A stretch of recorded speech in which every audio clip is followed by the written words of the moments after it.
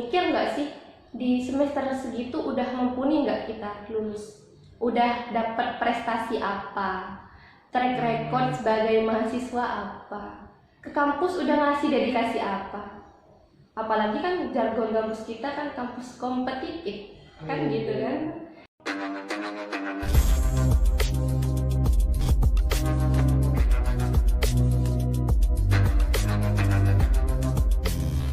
Assalamualaikum warahmatullahi wabarakatuh. Kembali lagi di sini bersama Ozi di konten Salam Sapa Saudara. Nah, pada kesempatan kali ini Ozi akan lebih kayak mau membahas tentang bagaimana sih perasaan seorang mahasiswa ketika udah lulus, khususnya lulus di sidang skripsi. Nah, pada kesempatan kali ini juga Ozi udah ngundang salah satu narasumber mahasiswi IAIN Madura yang bernama, mungkin bisa langsung perkenalkan diri sendiri dulu, Mbak. Oke, namanya ke sini ya? Ke sana juga. Ke sana juga. Oke, nama saya Zahratul Habibah, cuma biasa dipanggil Roro. Ya, dari Fakultas Syariah untuk Prodi Hukum Keluarga Islam. Ya, Mbak Roro ini namanya, adalah seorang mahasiswa yang udah berapa bulan yang kemarin lulus skripsi sidang, Mbak? Baru setengah bulan. Baru setengah bulan, pas bulan puasa ya? Ya, waktu bulan Ramadan. Nah, gini Mbak, pada hari ini dan pada kesempatan kali ini juga, ketika membahas tentang mahasiswa, itu yang terbayang adalah bagaimana kita bisa menyelesaikan tugas kita sebagai mahasiswa ya. Nah, kita juga ketahui bahwa tahap akhir dalam menempuh pendidikan di jenjang strata 1 ini adalah sidang skripsi, selesainya sidang skripsi gitu kan. Dan itu juga menjadi impian semua mahasiswa. Jadi yang pertama mungkin Mbak bisa ceritakan nih bagaimana perasaan awal ketika sudah dinyatakan lulus di sidang skripsi itu. Ya, mungkin itu. Kalau ke perasaan ya. Perasaan. Kalau bilang perasaan ceritanya pasti dalam kan. Yang dalam-dalam enggak apa-apa. Iya, jadi banyak. Kalau perasaan itu ada sih yang bilang finally done, udah selesai, udah SH, udah apa gitu. Nah, disitulah perasaan kita kayak terharu, bahagia. Cuma kalau saya pribadi di Ozi, ada perasaan sedih. Sedih kenapa? Karena udah selesai jadi mahasiswa. Kan kita tahu mahasiswa itu kan agent yang luar biasa. Jadi mahasiswa itu ada tugas untuk penelitian sama pembelajaran dan juga pengabdian. Nah, udah selesai sidang nih, ada di fase ketiga, pengabdian. Itu ketika udah lulus kan? Lulus. Jadi perasaan ketika kita dinyatakan selesai sidang skripsi, maka disitulah ada moral yang ketiga ini, pengabdian. Setelah pendidikan, sudah penelitian, pengabdian yang terakhir. Udah pengabdian. Gimana? Merasa ada yang berat atau ada tanggung jawab yang lebih besar atau gimana? Ya, jadi kayak merasa tanggung jawab yang lebih besar karena udah ada di fase ini.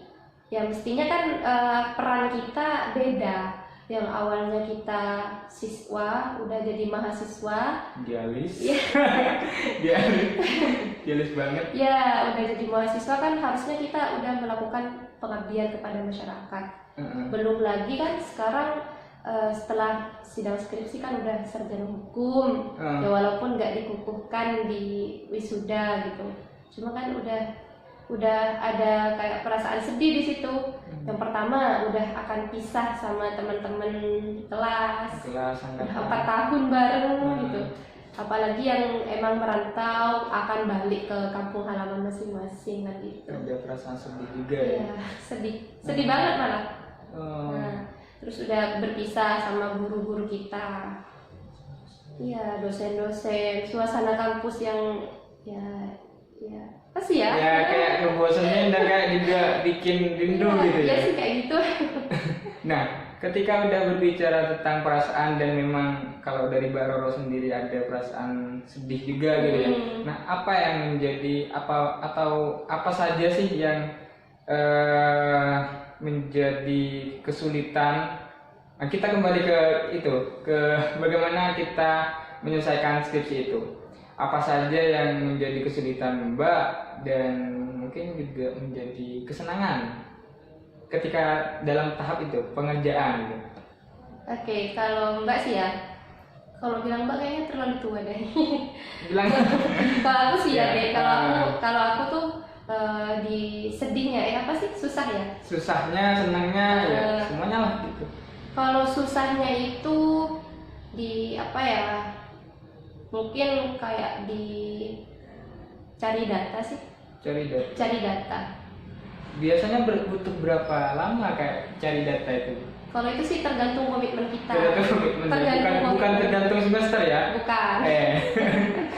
Mau semester berapapun kita ngegarap skripsi itu, tapi kita nggak komitmen. Misalnya DOZ di ACC dapat judul di semester 6, cuma nggak komitmen untuk mengerjakan proposal skripsinya. Maka sampai semester berapapun? Maka semester berapapun nggak selesai. Tapi kalau udah komitmen semester 6 judulnya di ACC, komitmen dikerjakan sampai selesai, ya pastinya selesai. Jadi kayak kesulitan Mbak tuh di komitmen. Komitmennya Mbak tuh yang penting lulus tepat waktu. Bukan lulus cepat ya. Kalau tepat waktu kan yang penting nggak lewat dari semester 8 kan gitu. Cuma kan komitmen. Kadang ada perasaan teman udah lulus di semester 3,5 nih, semester berapa? 7 gitu ya. 7. Ini kok aku kayaknya pengen semester 7 juga ya. Oh, kayak ada yang menghasut gitu ya? Iya, cuma balik lagi ke komitmen. Kayaknya semester 7 aku masih belum mumpuni untuk jadi sarjana hukum. Belum siap. Iya, kan kadang kita mikir nggak sih di semester segitu udah mumpuni nggak kita lulus? Udah dapat prestasi apa? Track record sebagai mahasiswa apa? Ke kampus udah ngasih dedikasi apa? Apalagi kan jargon kampus kita kan kampus kompetitif, kan gitu kan? Gak sempet sejauh itu sih pemikiran saya sebelumnya, Mbak. Karena ketika berbicara tentang lulus tepat waktu ya gimana kita berproses dengan baik, gak perlu ada pikiran kayak apa sih yang perlu kita berikan gitu, gak pernah ada pikiran seperti itu sih sebenarnya. Ya mungkin setelah kita ketahui proses sedih dan proses senangnya dalam penyelesaian skripsi itu, mungkin yang paling Mbak sukai dalam itu apa? Maksudnya ya dalam penyelesaiannya itu apa ketika mengosongkan waktu selama berapa hari untuk fokus, atau memang suka dalam mengerjakan, atau gimana? Kalau versinya Mbak itu gimana? Kalau saya sih dosen pembimbing saya kan saya sebut Abi gitu, Abi. ayahku itu. Iya. Mungkin agak. Tapi bukan kan? Bukan bapak sih, bukan bapak kan. Iya. Cuma udah kayak bapak, bener-bener bapak sendiri gitu. Jadi pembimbing itu pernah bilang, kalau kamu capek, lihat buku-buku yang ada di samping kamu, yang banyak, yang berserakahan. Mereka siap mendampingi kamu sampai selesai gitu. Kalau kamu capek. Iya, kalau kamu capek ya. Jadi kan penelitian Mbak itu penelitian hukum normatif. Jadi menggunakan pendekatan studi perundang-undangan sama buku-buku gitu. Mbak nggak penelitian lapangan, tapi penelitian kepustakaan. Jadi buku-buku itu udah kayak saudara sendiri gitu. Jadi kesenangannya Mbak itu karena punya banyak buku, karena ditemenin buku-buku, bisa baca-baca buku. Bahkan karena penelitian skripsi ini sering check out buku di Shopee. Oh wow. Gitu. Jadi sering ngeluarin Iya. untuk Shopee gitu ya. Iya. Jadi serunya di situ sih. Ya selain memang bisa anggaplah quality time dengan keluarga sambil ngerjain. Karena Mbak itu tipikal orang yang nggak bisa ngerjain sesuatu di tempat yang ramai. Boleh sih ramai kayak kafe, cuma kalau di kafe pemikiranku nih ya, kayak makan-makan, hangout lebih gitu. banyak seneng-senengnya Ya gitu. gitu. pas ketika udah nyampe di kafe, udah niat mau ngerjain tugas, tapi pas nyampe kafe udah gak jadi. Apalagi kasir udah nawarin, Mbak ini menunya. Makanan ini ya. Iya. Duh. Ya, kalau apa ya? Tapi Mbak, kebanyakan yang apa ya, kacamata saya sih ya. Ketika teman-teman mahasiswa, khususnya teman-teman mahasiswa akhir yang udah nyampe ke tahap itu, ketika udah tahu ya mungkin lebih fokus kesulitan, lebih ke hal-hal yang tidak enak-enaknya mungkin ya. Jadi mereka mengatakan gimana, mau lanjut S2 gak setelah ini? Ya gimana ya, kalau pengerjaan skripsi aja gini gitu, apalagi di S2 nanti.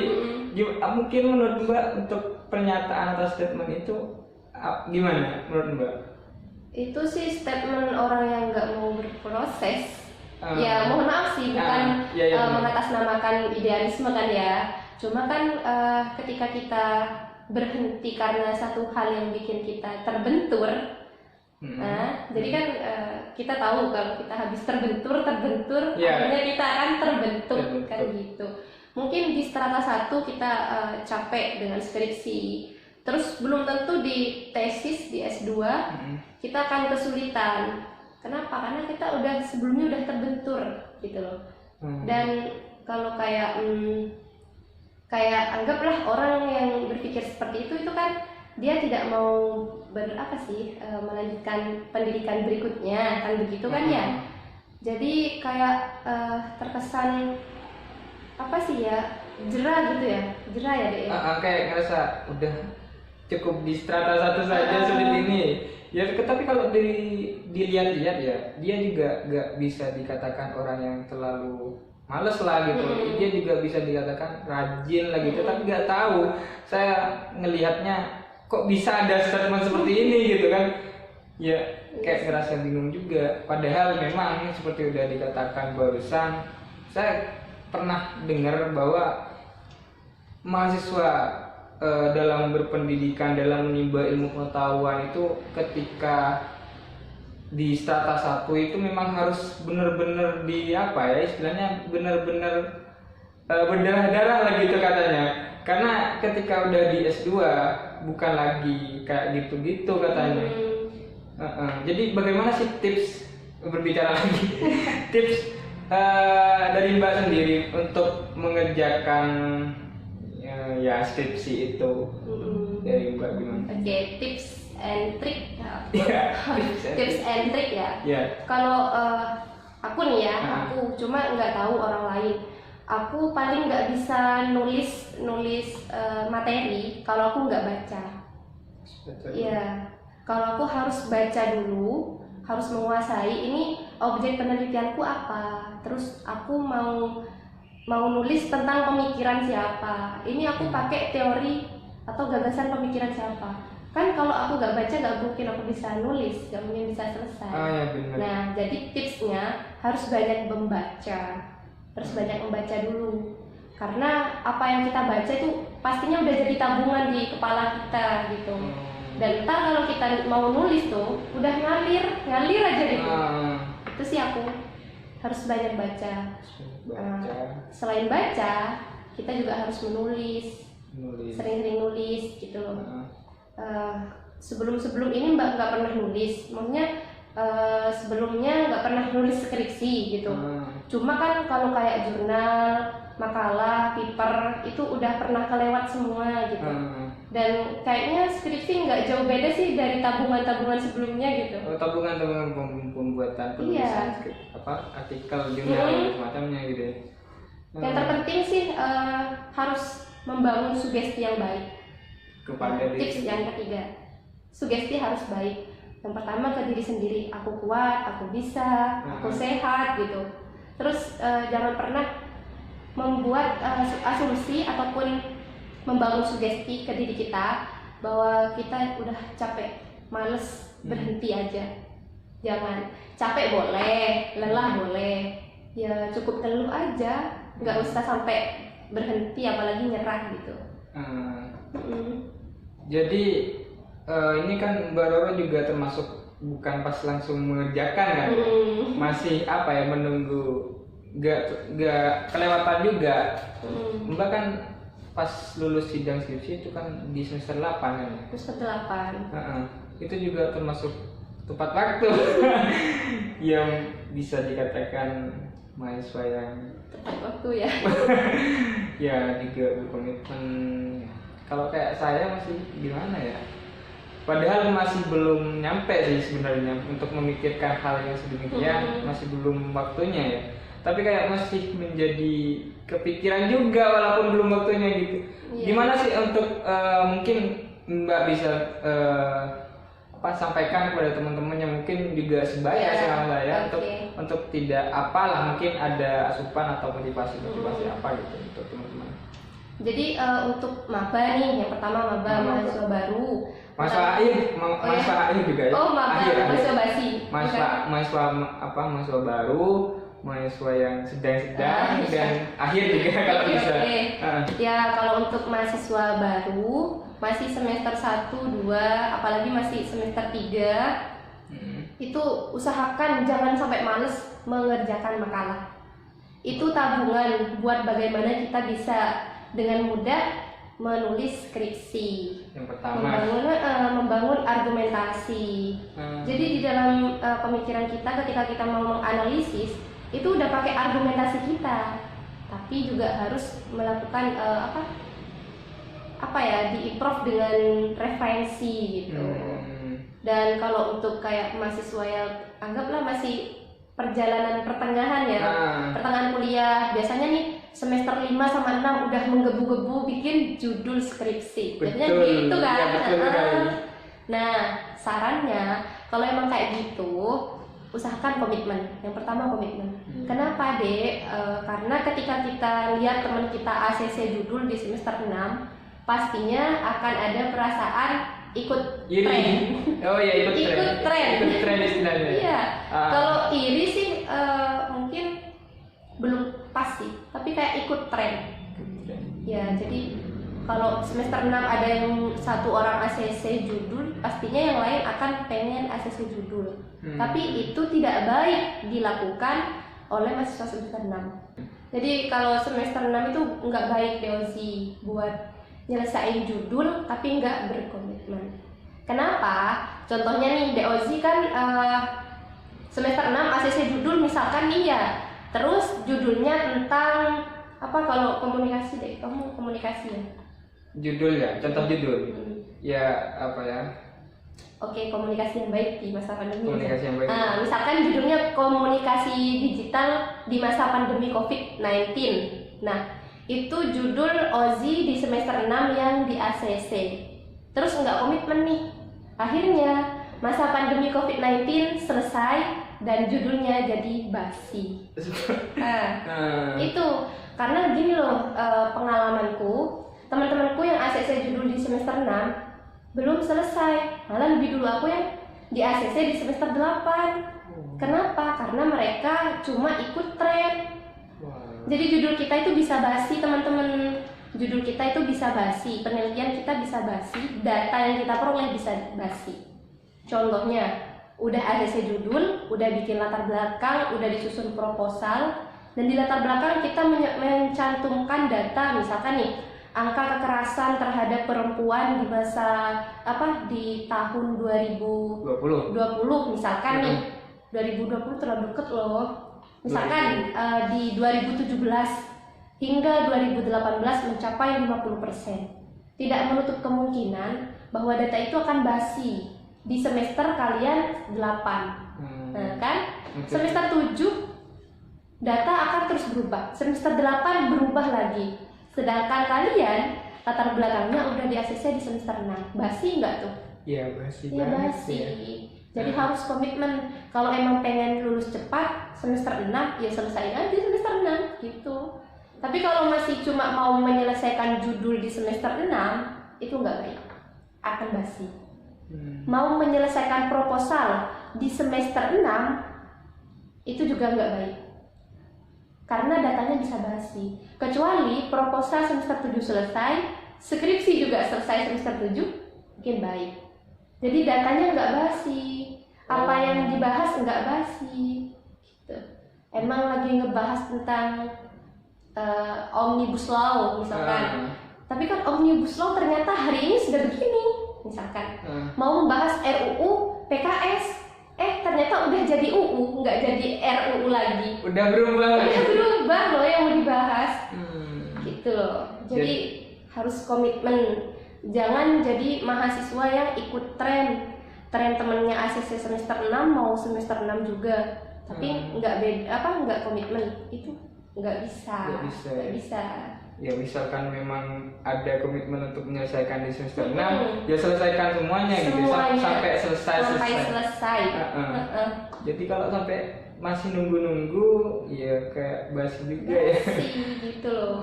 Percuma ACC judul semester 6 terus proposalnya masih mau digarap di semester 8 misal. Itu malah lebih parah lagi. Selain data udah kelewat, judulnya juga udah basi. Gitu. Ya, jadi bener nggak sih? Bener. Walaupun saya masih belum nyampe ke sana, tapi kayak saya ada di masa depan di sana dan saya ngerasa banyak nyesel gitu ya. Kalau bisa